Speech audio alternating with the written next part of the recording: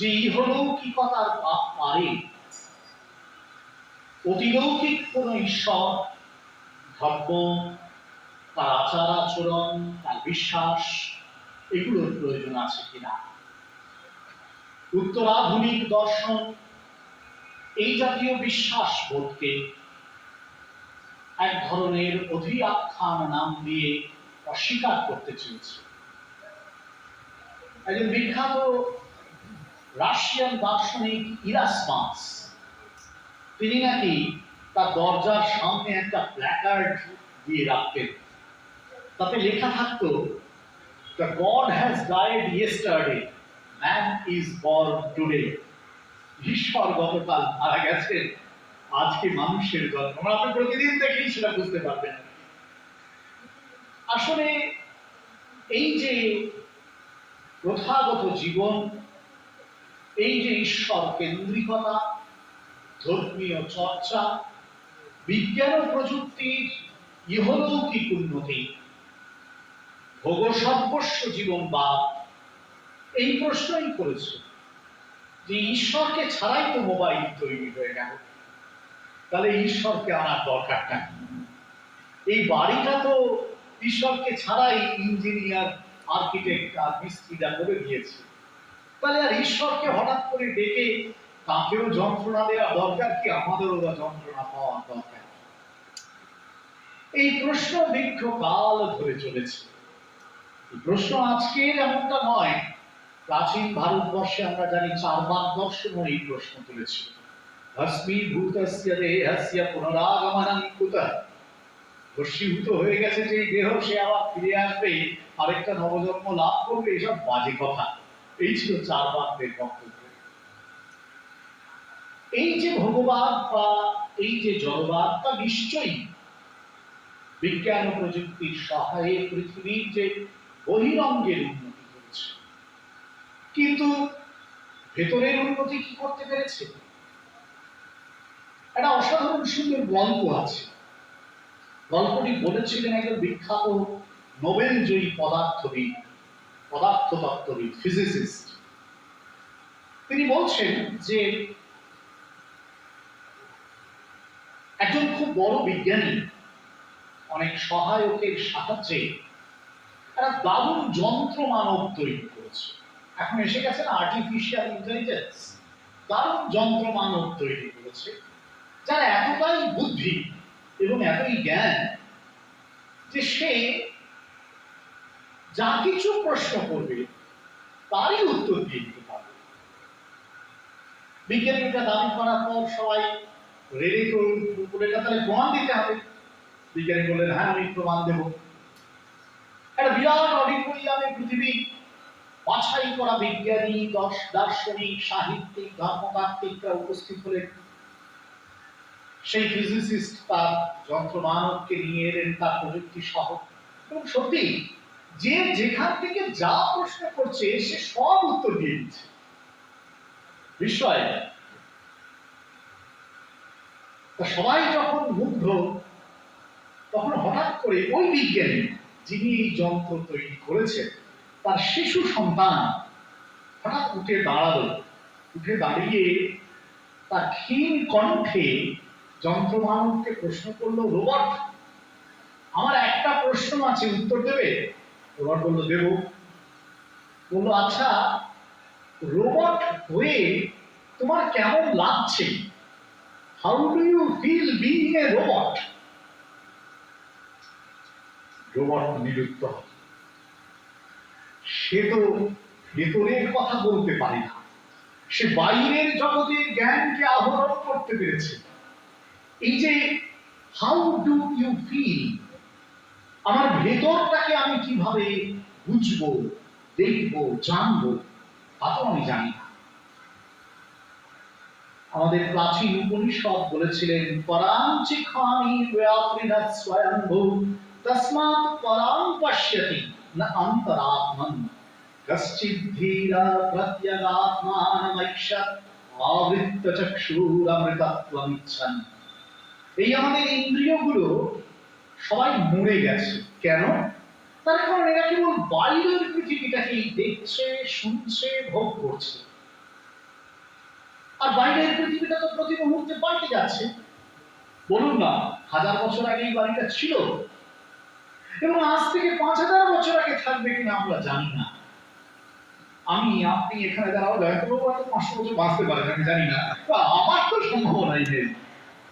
তাহলে আমরা সবাই তো নশ্বর। এই বাইরের চোখগুলো দিয়ে আমরা বাইরের পৃথিবীটাকে দেখে ভোগ করে বেঁচে আছি, কিন্তু আসলে তো মরে আছি। উপনিষদ বলছেন, বেদান্ত বলছেন, শ্রুতি বলছেন, এই বিরাট ভুল। এর মধ্যে কেউ কেউ কশ্চিৎ ধীরঃ প্রত্যগাত্মানমৈক্ষা, ভেতরকে জানতে চায়, দেখতে চায়, সেই জন্য সে আবৃত্ত চক্ষু, সমস্ত ইন্দ্রিয়গুলোকে সে সংহৃত করে, নিজের ভেতরে ঢোকায়। বাইরের পৃথিবীকে দেখছে বিজ্ঞান, বাইরের পৃথিবীকে বলছে বিজ্ঞান, তার জাতক ওই রোবট, কিন্তু ভেতরের পৃথিবীকে দেখবে কি, দেখাবে কি? ভেতরের পৃথিবীকে দেখাবে ধর্ম, আধ্যাত্মিকতা। তার জাতককে মানুষ, সে তার সমস্ত সাধনা দিয়ে এই ভেতরের পৃথিবীটাকে দেখতে, বুঝতে, জানতে চায়। এবং এখানেই ধর্ম আর বিজ্ঞানের একটা সম্পর্ক আছে, একটা সমন্বয় আছে, একটা অনুন্নয় আছে, একটা যোগ আছে, আরেকটা বিয়োগ আছে। যোগ এখানে যে এই যে বাইরের পৃথিবীটা, পাশ্চাত্য দর্শনের দার্শনিকরা যাকে বলেন ফেনোমেনন, এই বাইরের যে পৃথিবীটা, রিয়ালিটি যেটা, সেটাকে অস্বীকার করে ভেতরের জগৎ কখনো থাকে না।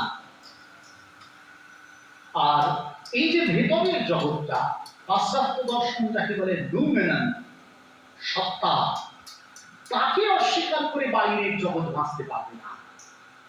এই তাদের সম্পর্ক।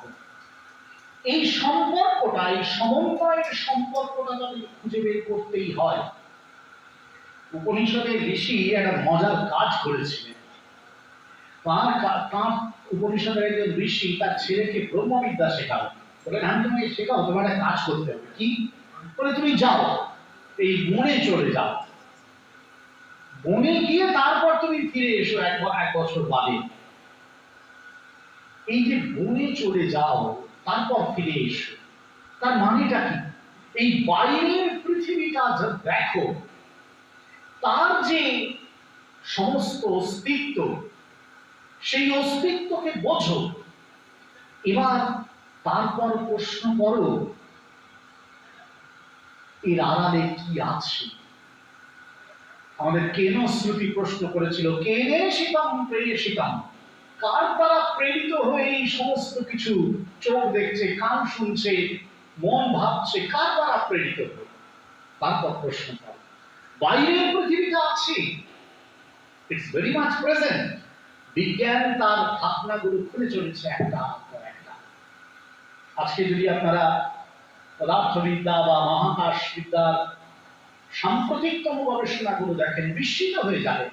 হয়তো আপনারা অনেকেই জানেন, সবাই ভাবছে যে এই যে বিরাট বিশ্ব, সে চলছে কি করে, তার পেছনে কি শক্তি রয়েছে, কত এরকম বিশ্ব রয়েছে, কবে তার জন্ম, মানুষ খুঁজেই পাচ্ছে না।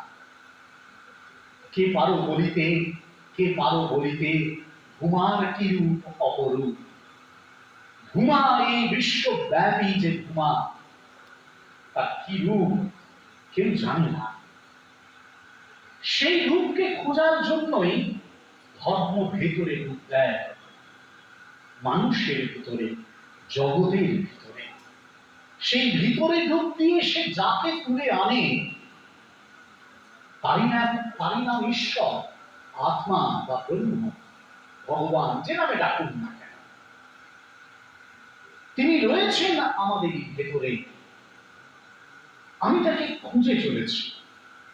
শৃণ্বন্তু বিশ্বে অমৃতস্য পুত্রা, আয়ে ধামানি দিব্যানি তস্তু, বেদাহমেতং পুরুষম মহান্তম, आदित्यवर्णं तमसः परस्तात् तमेव विदित्वा मृत्युमेति नान्यः पन्था विद्यते अयनाय। শোনো শোনো দিব্য ধামবাসী অমৃতের পুত্র, আমি জেনেছি তাহারে মহান্ত পুরুষ, যিনি আধারের পারে জ্যোতির্ময়। তাঁরে জেনে প্রাণে প্রাণে চাহি, মৃত্যুরে লঙ্ঘিতে পারো অন্য পথ নাহি। এই যে এক মহান্ত পুরুষ, তিনি বিশ্বে যখন প্রকাশিত হন বিজ্ঞান তাকে খোঁজে, আর এই বিশ্বকে যখন তিনি প্রকাশ করেন তখন ধর্ম তাকে খুঁজে। এই রূপের মধ্যে তিনি নেই, তিনি অরূপ, অরূপ আলোয় তিনি ধরা দেবেন। আপনারা যারা রবীন্দ্রনাথ পড়েছেন আপনারা জানেন রবীন্দ্রনাথের অসাধারণ নাটক আছে রাজা। সেই রাজা নাটকে আছে যে রাজাকে কখনো দেখা যাচ্ছে না। রানী সুদর্শনা রাজাকে দেখতে চায়, কিন্তু তাকে অন্ধকার ঘরে বন্দি করে রাখা হয়েছে রানীকে। রানী বারবার রাজাকে বলছে, তুমি অন্ধকারে কেন আমায় রেখেছো, আমি তোমায় আলোয় দেখতে চাই। রাজা বলছে, আলোয় দেখতে গেলে ভুল হবে, আমাকে চিনতে গিয়ে তুমি কাকে যে চিনে ফেলবে, তারপর তার গলায় মালা পরিয়ে দেবে, ঠিক নেই। সেজন্য আলোয় আমাকে দেখতে চাও না, এই অন্ধকারই ভালো। রানী বলছেন, আমি আলোয় তোমায় দেখবোই, আমার একটু ভুল হবে না। রাজা বারণ করছে, রানী শুনছে না। বারবার বলার পর তখন রাজা বলল, ঠিক আছে দেখো ভুল না হয়। তারপর সত্যি সত্যি রানী যখন বাইরে আলোয় গেল, সেই একটা শোভাযাত্রা আসছে, একজন রথে চড়ে আসছে, তার চারপাশে অন্যান্য রাজ্যের রাজারা রয়েছে। রানী তার গলায় মালা পরিয়ে দিল। তারপর বুঝল এ আসলে নকল রাজা, তারা ওর রাজ্যটাই দখল করতে এসেছে। বাইরের ভোগের জগতে আমাদের ভুলটাই নিত্য। তার কারণ এই জগৎ তৈরি হয়েছে কেবল মুগ্ধ করার জন্য। এই জগৎ তৈরি হয়েছে মানুষকে ওই ভেতর থেকে বাইরে নিয়ে এসে ভেতরটাকে ফুলিয়ে দেওয়ার জন্য। যদি বলেন কেন, ভক্তিবাদীরা বলবেন ঈশ্বরের লীলা। এই তিনি চান, শ্রীরামকৃষ্ণ বলছেন জটিলে কুটিলে লীলা পুষ্টান। এই তিনি চান, তিনি এটা দেখতে ভালোবাসে।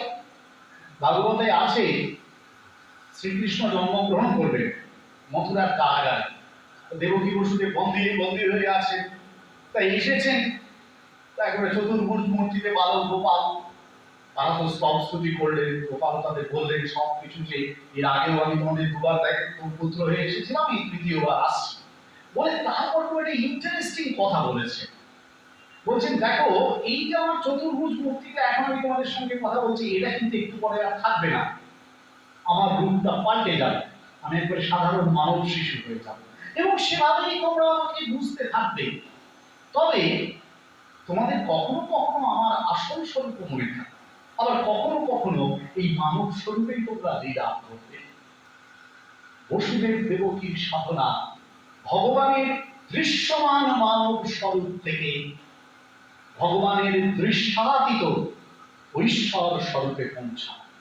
এই দৃশ্যমান মানব স্বরূপ বিজ্ঞানের দান, আর এই দৃশ্যাতীত মানব স্বরূপ আধ্যাত্মিকতার যাত্রা।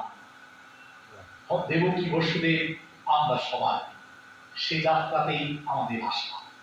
এই যে মায়ের পূজা হবে, সেই মায়ের পূজায়, সেই শক্তির আরাধনায় আসলে এই বহির জগৎ থেকে ওই অন্তর জগতে, ওই দৃশ্যমান থেকে দৃশ্যাতীতে যাত্রার সাধনায় আরো একবার পরিস্ফুট। আমরা পূজার শেষে একটা মন্ত্র বলি, দুর্গা পূজা সহজে কোনো পূজার শেষে, প্রাতরারভ্য সায়াহ্নম সায়াহ্নাৎ প্রাতরন্তত যৎ করোমি জগন্মাত তদস্তু তব পূজনম।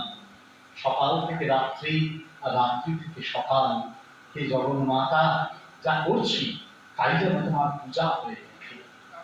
কি হবে তাতে? যদি পূজা হয়ে ওঠে তাহলে এই ভোগমুক্ত জগৎ থেকে আমরা ভোগাতীত জগতে তার কাছে পৌঁছতে পারব, না হলে বারে বারে ঘুরে আসা। ধন্যবাদ, নমস্কার।